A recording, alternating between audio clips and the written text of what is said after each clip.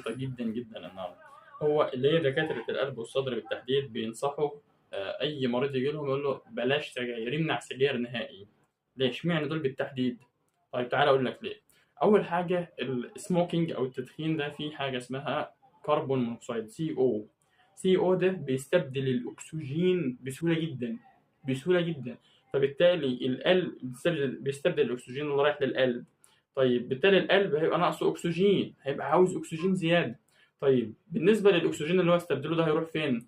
بيكون حاجة اسمها free radicals. free radicals ده بتعمل قطع في الاندوثيليوم. الاندوثيليوم ده بطانة الشريان أو الوعاء.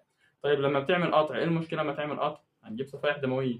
طب لما تجيب صفائح دموية ممكن تكون لك جلطة. قبل ما تكون جلطة ممكن الشخص ده يبقى يموت نهائي. مفيش دم بيوصل للقلب ويحتاج يخش طوارئ ويعمل عملية توري في الوقت ده. فدي عشان القلب.